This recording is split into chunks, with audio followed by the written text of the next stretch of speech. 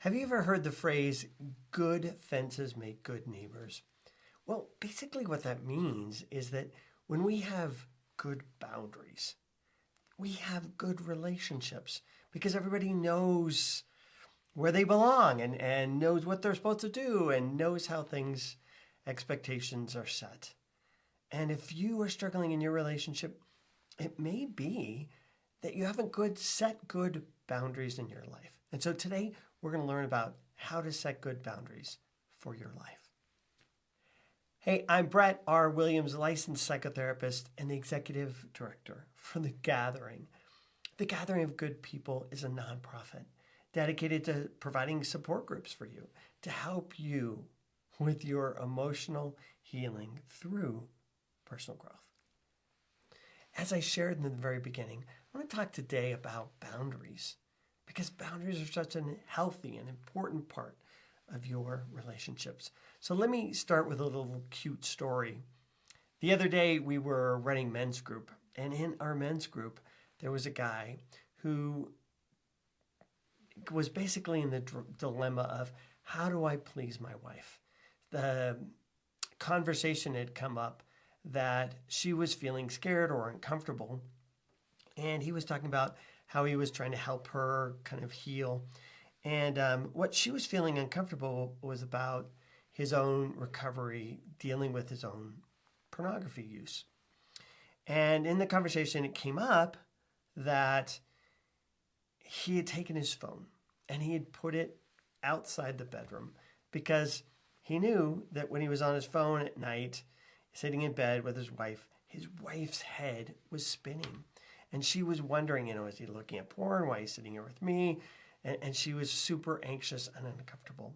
So in order to help his wife, in order to say, hey, I don't want you to feel uncomfortable, here's what I want to do. He took his phone and he put it in the other room. And when he shared that with her, she freaked out. She lost it. Why? Because she was like, hey, I don't want you to be doing anything like that for me. You need to be doing that for you, for your recovery. And she just really became upset and agitated with him. Well, in group he was sharing, he doesn't have that boundary. He doesn't need that boundary. That's not what happens. He's not sitting there in bed looking at pornography when she's sleeping. That's just something he doesn't do. So he doesn't have it as a boundary for himself because it's not a problem for himself. He has it as a boundary for her. And that's where she became really, really uncomfortable. Well, this right here, this problem, it's what we're looking at. This is exactly why it's hard. It's hard for people to set good boundaries in their lives. Because what boundaries are all about is they're about you. They're about you and your safety. And I would say even the people that have the hardest time setting boundaries are the people that have the hardest time focusing on themselves. And that's what makes boundary setting so darn difficult. And the next part of boundary setting is consequences. And that even is much harder. Because they're already having a hard time setting boundaries for themselves in terms of asking for their needs and wants. They're also having a hard time. They're going to have a hard time setting boundaries and consequences because now they're taking actions on their needs and wants and in some ways making their partner unhappy because they need something. And that's the struggle. So let's talk a little bit about how to set good boundaries and what good boundaries are all about. Well, let's start with the latter. The latter was, what are boundaries all about? Boundaries are really about two things.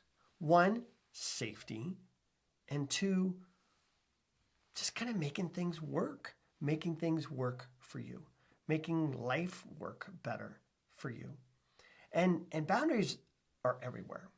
They exist in every area.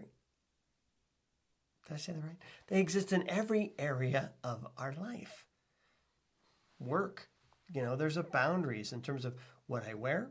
There's boundaries in terms of what time I'm supposed to be there. There's boundaries in terms of what I'm supposed to do, what the expectations are, what my job is. There's boundaries in terms of how I interact with other employees or even interact with my boss. All of those rules that we see at work, they're all boundaries. There's boundaries on the road, how fast I drive, where I turn, when I turn, how I turn. There's boundaries in nature. I can't jump off a building without breaking something or dying because there's, laws of nature. Again, boundaries that keep us safe. So in every aspect of our lives, there's boundaries, except one. We have trouble setting boundaries in relationships. And the reason why relationships are the one exclusion, which, let me add, they shouldn't be the exclusion, but they are. The reason why we have trouble setting boundaries in relationships is that we have this fantasy that if, this is a very important quote, if they loved me, they would, whatever, fill in the blanks. That's the mentality that sets us up for failure in relationships. We have this mentality of, if you love me, I wouldn't have to set boundaries. If you love me, you would know my needs. If you loved me, you would understand where I struggle or where I'm hurting. And because we have this fantasy, if you love me kind of thing going on, then me asking, me saying it, me spelling it out, me laying it out for you must mean you don't love me because I had to be so specific about it. And that's where we go wrong with boundaries because it's okay to ask for your needs. In fact, you need to ask for your needs and wants. And that's where we really have trouble, is asking for our needs and wants. Why? Because we feel like we're selfish. To ask for what you want feels selfish. But that's the way life works, and that's what we need to do. Now, the other problem with that is because I can't make my boundaries about me, right? Because I'm being selfish, making boundaries about me. The other problem with that is that when a boundary is violated, I have to make it about you. Do you know what that means? I can't say, hey, this is my need and want. I have to say, hey, this is right and wrong. And if you cross this boundary, you're not violating my boundary because I don't have boundaries, but you're doing something wrong. And then our boundaries become kind of punishments. And we see our boundaries as punitive or right or wrong or moral. And that's where things begin to break down. Let's again look at boundaries in a new context so you can maybe see what we're talking about. Let's look at parenting, because that's where we often think about boundaries. And that's one of the reasons why we have trouble setting boundaries, because we think we're being a parent. And that's not the case at all. There's boundaries in every area and every aspect of our lives. But let's look at parenting. If I have a boundary that says, hey, my kids are not allowed to be out past 11. You can go out and have fun, go to a dance, do whatever you're going to do in school, go to a football game. That's great. You have to be home by 11. Now, if I'm having trouble setting boundaries for myself, what I'll say is all kinds of things like, this is, it's not safe for you to be out, or it's just not a good idea. And I'll try to come up with all these reasons why my kid should be home at 11. And what will my kid do? Well, my kid will refute all of my ideas. And they'll say, but, but this, but that, it's okay, there's no danger, whatever it is they're going to refute. But again, I think we're missing the point. The point is, I'm setting a boundary because I, as the parent, I don't want to stay up to 12, 1, 2, 3 o'clock in the morning to see my kids come home and make sure they're safe. I can't go to sleep unless my kids are in bed or home safe. So I set 11 o'clock as a boundary because I don't want to stay up. I don't want to stay up all night long. The boundary's at 11. Now, it's really healthy to say that. And again, for your kid, they don't have anything to refute because I'm not making it a moral issue. I'm not making it a safety issue per se.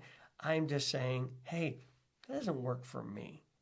I need you home at 11.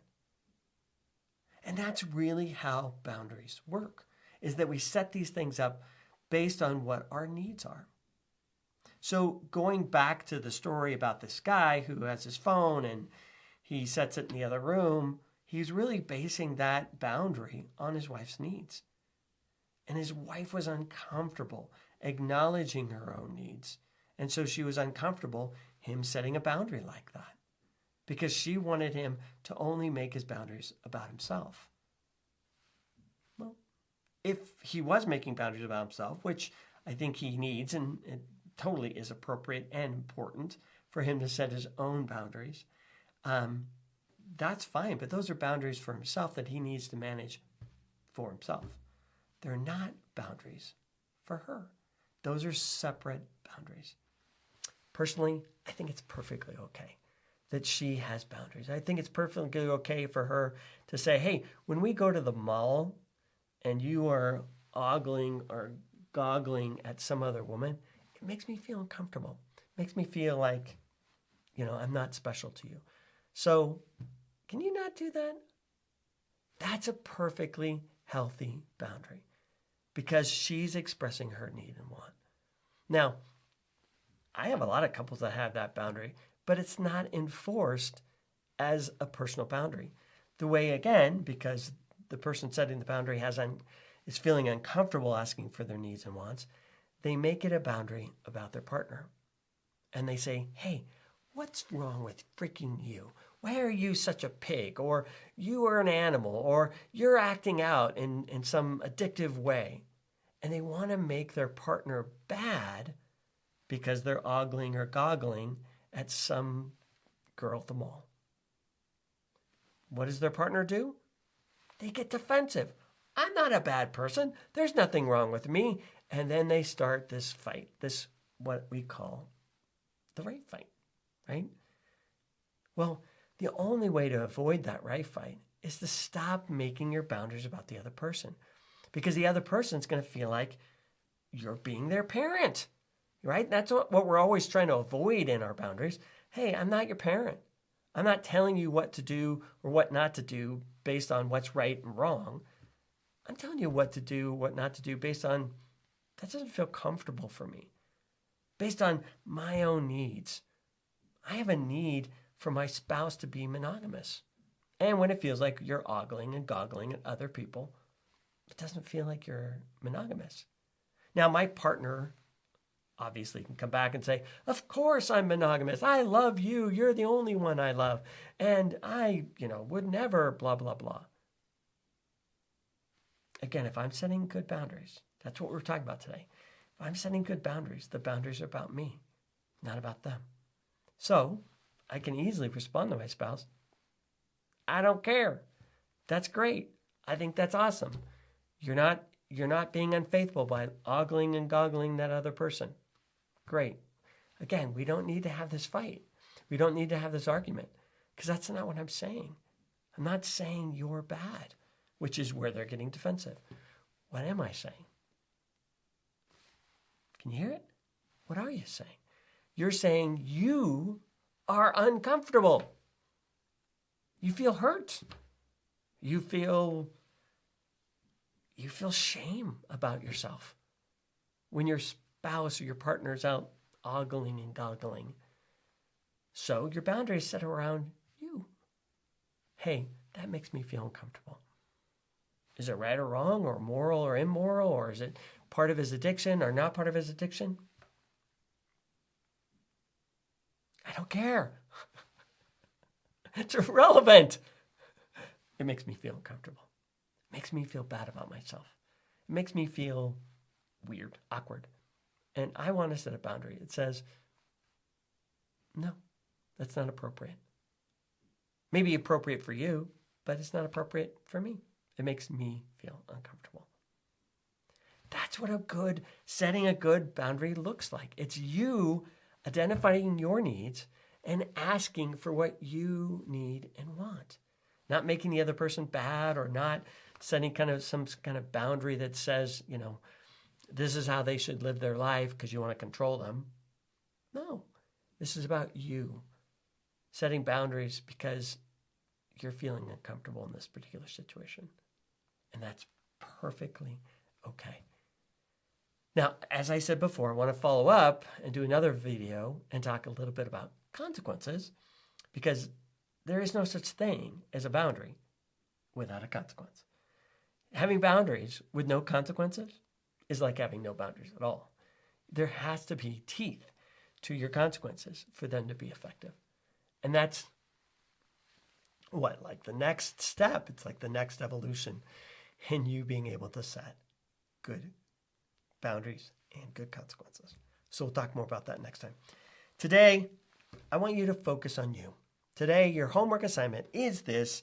I want you to focus on what are your needs and wants. What do you need? What do you need from your relationship? Forget that stupid phrase, but if they love me, they would know what I need. Okay, let's drop that. I want you to state it. I want you to identify it. I want you to own your needs and wants. What are they? What do you need from your partner? And then I want you to set some boundaries around that. Okay? And then we will talk more about consequences later.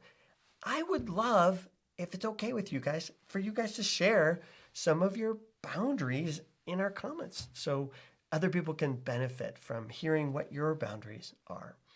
And maybe we can all learn from each other. I would also love if you came on to the gathering of good people, and let's talk some more. Maybe we can even get enough people together. We could set up a boundaries group on the gathering. Wouldn't that be cool?